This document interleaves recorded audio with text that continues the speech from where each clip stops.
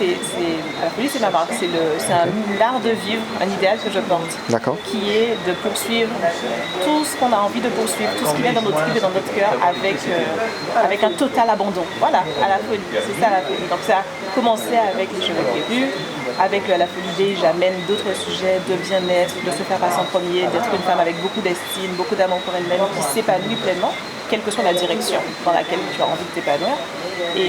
Et mon ambition à terme, c'est de m'abolir de tout sujet spécifique, alors de vraiment finalement de sortir d'une niche et d'être dans quelque chose de global, être une femme à 360 degrés et s'épanouir pleinement dans toutes les dimensions, voilà, tous les domaines de la vie et d'avoir avec toujours cette ouverture de tu peux être en fait exactement qui tu veux, personne ne juge et il faudrait qu'on arrête de juger. Quand une femme réussit beaucoup, quand une femme brille énormément, elle est mal à l'aise dans son couple si l'homme ne brille pas autant, alors que l'inverse n'est jamais vrai. Un homme brillant, personne, ni lui-même, ni la femme, ni la famille de la femme, ni la famille de l'homme ne s'attend à ce que sa femme brille autant. Personne ne va dire à un homme brillant qui a, je sais pas, par exemple une femme au foyer, qui a choisi d'élever ses enfants au foyer, de lui dire « Ouais, mais t'es pas en train de te faire avoir un peu, elle est là, à juste profiter de ton argent, est-ce que t'as pas un peu honte d'avoir cette femme ?» Et l'inverse est vrai. Si t'es une femme ambitieuse, si t'es une femme qui brille, ton homme doit briller plus que toi, sinon c'est inconfortable. Et pas que pour toi, la femme, c'est inconfortable pour tout le monde. C'est inconfortable pour la famille, c'est inconfortable pour les amis, c'est quelque chose qu'on a beaucoup de mal à accepter, à gérer. Et du coup, il y a beaucoup de couples que je vois autour de moi qui se brisent effectivement à cause de ça, parce que la femme a des ambitions, elle veut investir, elle veut créer, elle veut faire beaucoup de choses. Et l'homme, potentiellement, il vit, il est très content avec son salaire et trucs.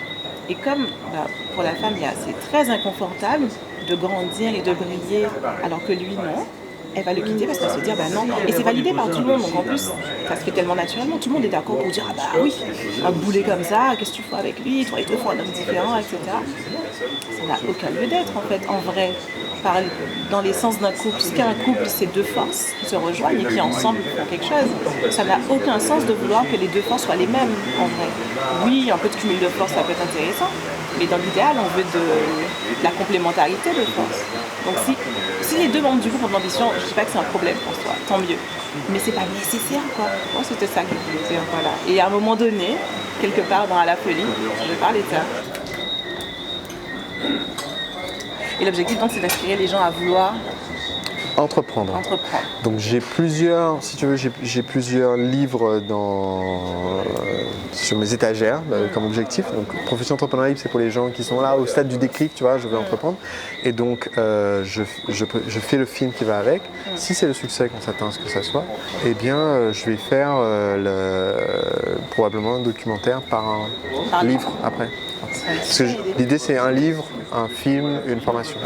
Génial, ça va bien ensemble. Récemment, je suivais sur les réseaux sociaux une nana qui a écrit un livre sur, à travers son histoire à elle, c'est finalement un livre qui raconte le déterminisme social. D'accord. Et elle en a fait une série de courts-métrages et j'ai trouvé ça super. Elle s'est fait subventionner par le CNC, SNC, je ne vais pas me tromper. CNC. Comité national de cinéma. Voilà, CNC. Et j'ai trouvé le concept hyper bien de ce prolongement du livre avec un court-métrage. Du coup, c'est un peu l'idée que tu dis. Ouais. J'imagine que les deux se parlent. Quoi. Les deux se parlent. Maintenant, j'ai un challenge.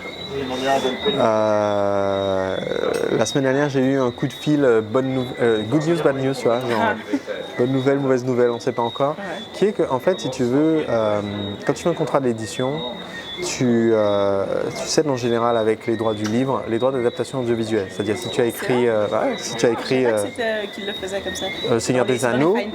Bah oui.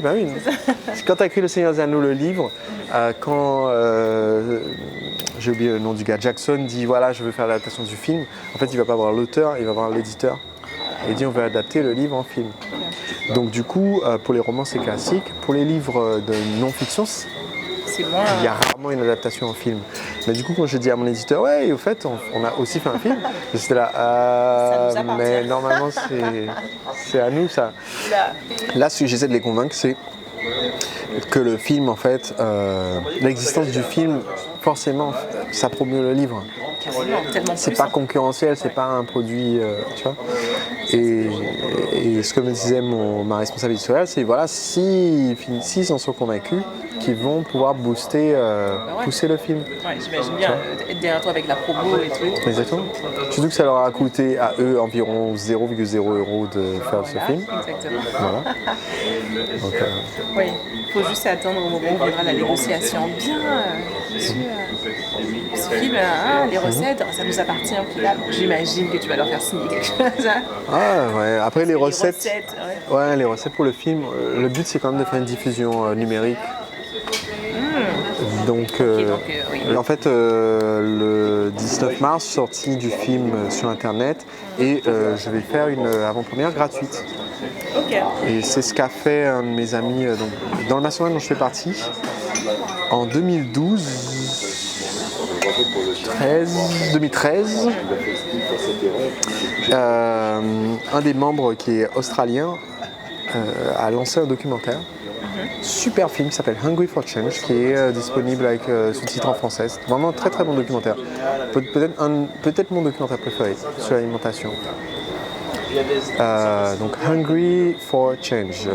En français, ça serait la soif de changement, mais en anglais, c'est la faim de changement. Et en fait, il a dit voilà, je vais faire un lancement orchestré, mais je vais donner accès aux gens à mon film gratuitement et après, je vais vendre le DVD. Et tout le monde lui a dit mais non, enfin, faut pas faire ça, ça va jamais marcher. Si les gens ont vu le film gratuitement, ils vont pas l'acheter. Don't do it. Il a fait quand même. Et en fait, quand ils ont fait leur étude de marché pendant qu'ils étaient en train de réaliser le film, au début, ils pensaient, comme c'est un film sur comment être en bonne santé grâce à l'alimentation, ils pensaient que leur public c'était des gens qui étaient en mauvaise santé, qui avaient un diabète, l'hypertension, etc., etc. Quand ils ont fait l'étude de marché, ils se sont rendus compte en fait non, notre client spectateur ou spectatrice, c'est une femme qui a la quarantaine, qui est en bonne santé, qui a des enfants et qui veut en fait faire regarder le film à sa sœur, sa belle-sœur, sa mère, ses amis pour transmettre le message, voilà, il faut manger sainement, etc. Tu vois, genre, ils se sont rendus compte, ah ouais, notre public en fait est déjà en bonne santé.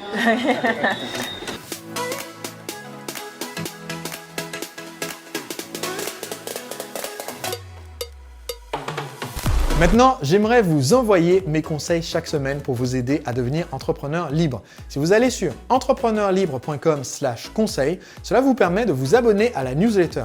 Gratuitement, je vous enverrai chaque semaine les nouveaux épisodes des podcasts ainsi que des invitations exclusives à des webconférences, des sessions de formation et des bonus réservés uniquement aux abonnés VIP de ma newsletter. Allez maintenant sur entrepreneurlibre.com/conseil.